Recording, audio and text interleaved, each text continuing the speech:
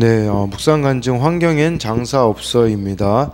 저는 무서운 아버지께 혼나지 않는 것이 삶의 목표였습니다. 그래서 늘 무기력하고 인생의 목적도 꿈도 없었습니다. 아버지의 뜻에 따라 가까스로 외국에서 학업을 마치고 한국으로 돌아왔습니다. 이후 믿음의 공동체에 속해 말씀을 묵상하며 제가 하나님 앞에 100% 죄인임을 깨닫고 구원의 은혜를 깊이 알게 되었습니다. 그러자 사명을 따라 사는 것이 제 인생의 목표가 되었고 하나님의 뜻대로 살고 싶은 꿈이 생겼습니다. 또한 아버지께 받은 상처도 치유되는 주님의 이적을 경험했습니다. 직장에서는 팀장이 되었고 팀원들과 한마음이 되어 일하며 좋은 업무 성과를 내었습니다. 상사에게 인정을 받으면서 회사의 의견을 대변하는 기회와 회사 대표에게까지 칭찬을 받는 일도 자주 있었습니다. 그렇게 인정받고 편한 환경이 지속되자 예배와 말씀에 대한 사모함이 점점 식어져 갔습니다. 사명을 따라 살고 싶은 꿈은 어느새 사라지고 세상에서 더 성공할 기회를 꿈꿨습니다. 그렇게 승승장구하던 어느 날 갑자기 협력업체의 큰 실수로 회사의 경제적 손해가 발생할 수 있는 사건이 생겼습니다. 또 제 팀원의 잘못으로 프로젝트에 어려움이 생겼고 설상가상으로 제가 직접 진행했던 일도 문제가 발생했습니다. 사건이 줄줄이 터지자 저는 땅에 기는 벌레처럼 떨며 다시 간절히 하나님을 찾게 되었습니다. 세상에서 인정받다가 하나님의 은혜를 잊어버리고 교만했던 죄를 교회 소그룹 모임에서 고백하고 회개하며 주께 용서해 주시기를 기도했습니다. 그러자 놀랍게도 갑자기 도와줄 사람들이 생기며 사건들은 순식간에 해결되었고 프로젝트도 순조롭게 마무리되었습니다. 이런 일련의 사건을 겪으며 언제든지 은혜를 잊어버리고 교만해질 수 있는 악하고 연약한 자가 바로 저임을 인정하게 되었습니다. 이제는 예배와 말씀을 더욱 간절히 사모하며 날마다 하나님이 주신 사명을 따라 겸손히 살기를 소망합니다. 적용하기입니다. 토요일에 주일 예배 설교 본문을 미리 읽고 묵상하며 예배를 준비하겠습니다. 직장에서 칭찬받을 때마다 우쭐거리지 않고 그날의 큐티 말씀을 다시 묵상하겠습니다. 네, 여기 이렇게 인정받고 편한 환경이 지속되자 예배와 말씀에 대한 사모함이 식어졌고 꿈도 이렇게 성공할 기회로 이렇게 바뀌었다고 하잖아요.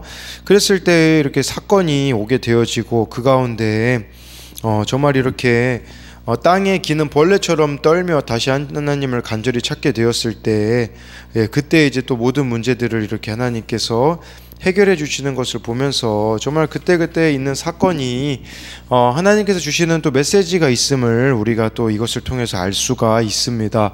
오늘은 이 미가 마지막 시간인데요. 미가 7장 14절부터 20절까지인데요. 14절에 원하건대 주는 주의 지팡이로 주의 백성 곧 갈멜 속 산림에 홀로 거주하는 주의 기업의 양떼를 먹이시되 그들을 옛날같이 바산과 길르앗에서 먹이시옵소서라고 말씀해주고 있어요.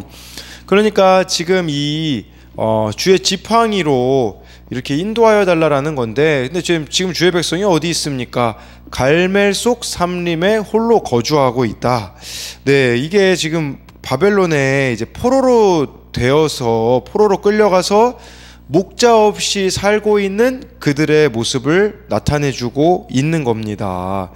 그러니까 이것은요, 갈멜 속 산림 양떼처럼 흩어져 있다고 하는데요, 갈멜의 숲은요 아주 깊은 곳이어서요 양들이 구석구석 숨어 있으면 도저히 찾아낼 수 없는 곳이었었어요. 그러니까 이 남유다 백성들이 바벨론에 이렇게 뿔뿔이 흩어져서 살게 되어지는데 사람의 힘으로는 다시 모을 수도 찾을 수도 없기 때문에 하나님께서 주의 지팡이로 이렇게 인도하여 달라라는 고백이 나와 있어요. 이게 지금 미가의 기도라고 할 수가 있는 거거든요. 네, 그리고 여기서 또 중요한 것은 주의 기업의 양떼를 먹이시되, 이 기업이라는 단어가요 여호수아 같은 데 보면요 정말 하나님의 그 약속에 이렇게 땅 또 이렇게 약속된 것들을 말하는 것이거든요. 그러니까 하나님의 약속된 백성이기에 책임져 달라라고 이렇게 미가는 기도하고 있어요. 그래서 언제처럼 되기를 원하냐? 그들을 옛날같이 바산과 길르앗에서 먹이시옵소서. 옛날같이라는 것은 이때가 바로 가나안 땅에 처음 들어갈 때 있잖아요. 그때를 말하는 거거든요. 바산과 길르앗이라는 곳은요, 가장 먼저 가나안에 진격할 때 승리하여 차지한 영토예요. 그러니까 그 가나안 땅에 들어갈 때의 그 승리와 같은 경험들을 우리들에게도 다시 허락하여 달라라고, 이렇게 그때 하나님을 인도함을 받았던 것처럼, 주의 지팡이로라는 말이 있기 때문에 정말 그때 하나님의 그렇게 인도함을 받아 승리했던 것처럼 지금부터라도 포로의 지에서도 그 하나님의 인도함을 받아 이렇게 회복될 수 있게 해달라고 미가는 기도하고 있습니다. 그래서 이 14절에 대한 적용 질문은요, 주님의 양으로서 목자이신 주님을 어떻게 따라가겠나요? 이것쯤은 내가 해결할 수 있다고 의지하는 나의 지팡이는 무엇인가요? 네, 그래서 이 나의 지팡이와 주의 지팡이, 이 차이를 한번 생각해 봤으면 좋겠어요. 주의 지팡이는 주님의 이 말씀의 인도하심이고, 나의 지팡이는 그냥 나의 생각이겠죠. 또 한 가지는요, 지금 어떤 흩어짐과 무너짐의 사건을 겪고 있나요? 네, 갈멜 속사님의 홀로 거주하는 것처럼 어떤 흩어짐과 무너짐의 사건이 여러분들에게 있습니까? 그 가운데 참 목자이신 주님의 인도하심을 받고 있습니까? 예, 하나님이 대답해 주세요. 15절에요. 이르시되 내가 애굽 땅에서 나오던 날과 같이 내가 그들에게 이적을 보이리라 하셨느니라. 하나님께서 응답해 주세요. 너희 그 출애굽할 때 있잖아, 그때와 같이 내가 너희들에게 나중에 이 이적을 보여줄 거다라고 이렇게 말씀하시는 것은 내가 너희들을 버린 게 아니란다, 너희들을 다시 인도해 주겠다라고 하나님께서 말씀하시는 거죠. 근데 여기서 이 이적이라는 단어가요, 우리도 뭐 10가지 재앙이나 뭐 이렇게 이런 것들을 보면 뭐 초자연적인 것들을 이적이라고 생각을 하거든요. 근데요, 이 이적이라는 것은요, 이 원어적인 의미로 보자면 사람들의 상상을 깨고 생각의 틀을 넘는 데 있다라는 것을 기억해야 된다라는 것이에요. 그러면서 정말 우리의 그런 생각이 바뀌고 마음이 바뀌고 이러는 것이 또 참된 이적이라고 볼 수가 있는 것이겠죠. 내가 정말 죄인인 것을 몰랐던 상태에서 죄인임을 깨닫고 돌이키는 것이 진정한 이적이 아니겠습니까? 네, 그러면서 하나님은 다시 이 출애굽 사건을 일으켜 주시겠다라고 하는데, 이 두 번째 출애굽은요, 바벨론에서 탈출해서 돌아오는 것이 아니라 죄에서 탈출하여 돌아오는 것이라고 할 수가 있습니다. 그래서요, 우리가 정말 이 출애굽을 죄에서의 돌이킴의 출애굽을 해야 되는데, 빛으로 인도하시는 주님을 만난 성도는 자기 삶의 주권을 주님께 맡겨야 합니다. 어떤 일이든 내 힘으로 해결할 수 있다라고 믿는 것이 교만이잖아요. 그래서 정말 이 사소한 문제라도 주님께 묻고 또 말씀의 인도함을 받는, 하나님이 우리들의 참된 목자가 되어 주실 수 있도록 우리들을 내어주는 삶이 이적의 삶이 아니겠습니까? 그래서 이 15절에 대한 적용 질문도요, 사소한 문제라도 그날 큐티 말씀에서 답을 찾으려고 하나요? 16절 17절에 보면요, 이르되 여러 나라가 보고 자기의 세력을 부끄러워하여 손으로 그 입을 막을 것이요 귀는 막힐 것이며, 그들이 뱀처럼 티끌을 핥으며 땅에 기는 벌레처럼 떨며 그 좁은 구멍에서 나와서 두려워하며 우리 하나님 여호와께로 돌아와서 주로 말미암아 두려워하리이다 라고 해서요, 그때 이 여러 나라가 보면 자기 세력을 부끄러워하게 되어진대요. 하나님의 능력이 하나님의 백성들에게 나타나는 모습을 보며 자기가 가지고 있는 세력이 부끄러워진다라는 것이겠죠. 그리고 하나님의 이 능력 앞에서 손으로 입을 막고 귀는 막힐 거라고 하잖아요. 이것은 무슨 말이냐면, 하나님의 능력 앞에서 하고 싶던 말만 하던 입과 듣고 싶은 말만 들었던 귀가 막혀지게 된다라고 이렇게 해주고 있습니다. 그러면서 그들이 뱀처럼 티끌을 핥으며 땅에 기는 벌레처럼 떨다라고 하고 있잖아요. 뱀처럼 티끌을 핥는다라는 게요, 이 완전히 낮아져서 수치를 당하게 될 것이라는 표현이고요. 티끌을 핥으려면 완전히 땅바닥에 굴복하고 엎드려야 되듯이 정말 여러 나라들이 그렇게 되어질 것이다 라고 말씀해 주고 있고요. 그리고 여러 나라들이 의지했던 것들을 17절에 보니까요, 그 좁은 구멍이라고 표현해 주고 있어요. 뭐 이들이 자랑하던 거, 견고한 곳, 요새, 이게 하나님 보시기에는 다 좁은 구멍이라는 것이거든요. 이걸 기억하셔야 돼요. 세상의 부귀영화와 그 능력이요, 하나님 보시기에는 좁은 구멍에 불과하다라는 것을 우리가 발견해야 한다라는 것이죠. 그러기 위해서는요, 우리에게도 필요한 게 있어요. 바로 땅에 기는 벌레 같은 존재가 나라는 것을 알아야 우리가 그 좁은 구멍에서 나올 수 있거든요. 근데 많은 사람들이 이것을 깨닫지 못하여서 그 좁은 구멍에 갇혀서 살아가는 사람들이 얼마나 많이 있는 줄 모릅니다. 그래서 우리가 어떤 존재인지를 알아야 되는 거죠. 그래서 뭐 이사야 말씀 같은데 보면요, 너 버러지 같은 야곱아, 막 그런 표현이 나오거든요. 그러니까 어떤 존재인지를 우리가 알아야 한다라는 그런 의미가 되겠죠. 그래서 세상에서 강하고 높다 하는 것이 사실은 좁은 구멍 속에서 살아가는 것과 다름없음을 기억해야 합니다. 크고 위대하신 하나님 앞에 설 때에 비로소 우리가 얼마나 작고 좁은 존재인지를 알게 되는 것이죠. 자신이 좁은 구멍 안에 있는 뱀과 벌레와 같은 죄인임을 깨달아야 여호와께 돌아오게 되어지는 것이겠죠. 그래서 이것에 대한 적용 질문으로는요, 하나님의 능력으로 하고 싶은 말만 하던 입과 듣고 싶은 말만 듣던 귀에 변화가 일어났나요? 내가 벌레 같은 죄인임을 깨달아 하나님의 권능을 드러내는 이적을 보여줘야 하는 여러 나라와 같은 사람은 누구인가요? 무시와 멸시를 당하는 게 분해서 지금 당장 내팽겨치고 싶은 것은 무엇인가요?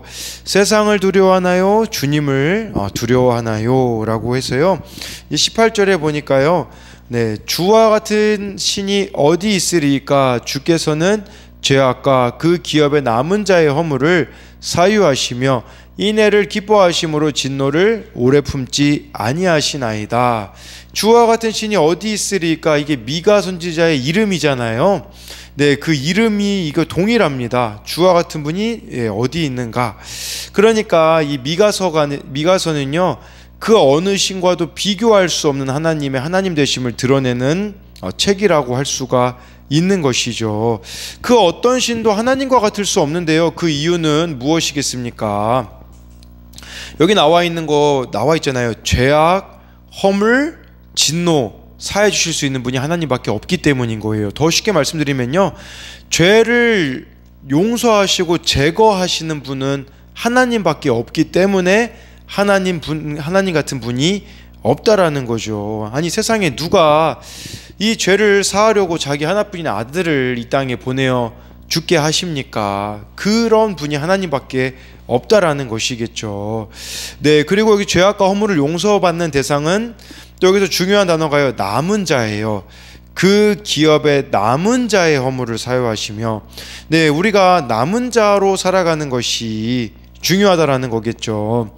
미가서에서요, 이 남은 자가 몇 번 등장하는데, 거듭 어려운 상황에서도 하나님께 끝까지 신실한 자들을 가리키는 것으로, 상황은 여의치 않아 보여도 계속 하나님 앞에 신실하게 남아 있을 때에 하나님께서는 회복해 주시고 찬양의 자리로 우리가 나아갈 수 있도록 해주시는 분임을 기억해야 되는 것이죠. 그래서 18절에 대한 적용 질문도, 주님이 내 모든 죄를 사유하셨음을 믿습니까?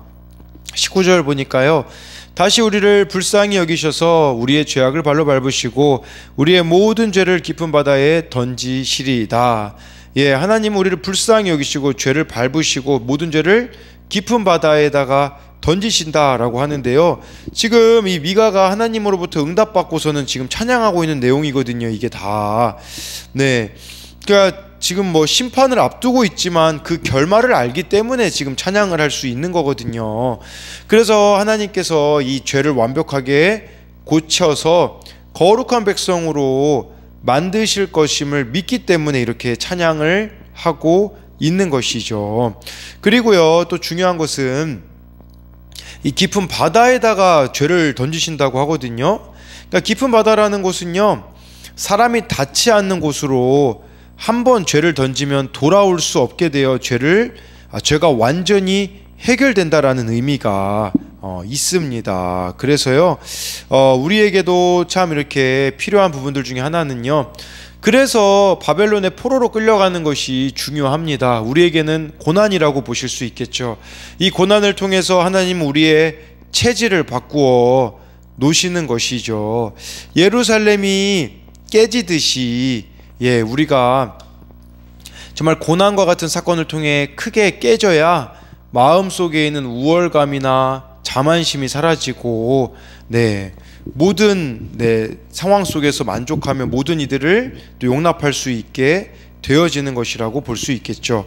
그래서 19절에 대한 적용 질문은, 구원의 은혜를 누리고자 내가 오늘 다시 회개해야 할 죄악과 허물은 무엇인가요? 마지막으로 20절 보면요, 주께서 옛적에 우리 조상들에게 맹세하신 대로 야곱에게 성실을 베푸시며 아브라함에게 인애를 더하시리이다 라고 해서요, 이것을 보면 결국 우리는 하나님의 성실과 인애를 찬양하지 않을 수가 없게 되어진다라는 겁니다. 하나님의 손에 맡겨진 백성은요, 고쳐지지 않을 수가 없어요. 하나님께서는요, 성실을 베푸신다. 이 성실이라는 것은요, 신실함이라는 의미가 있거든요. 신실함을 하나님은 베푸시는 분이다 라는 의미가 있어서, 여기서는 옛 조상에게, 여기서 아브라함에게 인애를 더하신다라는 것은 옛 조상에게 약속한 그대로 행하시겠다라는 하나님의 변치 않는 확고함을 가리킨다라고 볼 수가 있습니다. 그래서 마지막으로 20절에 대한 또 적용 질문으로는, 성실하고 인애가 많으신 하나님의 사랑을 깨달은 일은 무엇인가요? 라고 해서요, 정말 이렇게 이 미가서가 마지막에 찬양으로 끝나는 이유는요, 심판을 코앞에 두고 있지만 그 심판의 목적이 멸망에 있는 것이 아니라 회복에 있음을 알기 때문이 아니겠습니까? 우리도 고난 중에도 찬양할 수 있는 이유는요, 이 고난이 망함에 있는 것이 아니라 살아남, 회복에 있다라는 것을 저와 여러분들이 기억하심으로써 정말 우리들 자신 안에 갇혀 있는 그 좁은 구멍에서 나와 하나님 앞에서 정말 이 뱀과 벌레와 같은 죄인된 나 자신을 발견함으로써 그 좁은 구멍에서 나와 하나님을 찬양하는 자들이 되어지기를 되는 저와 여러분들이 되기를 소망합니다.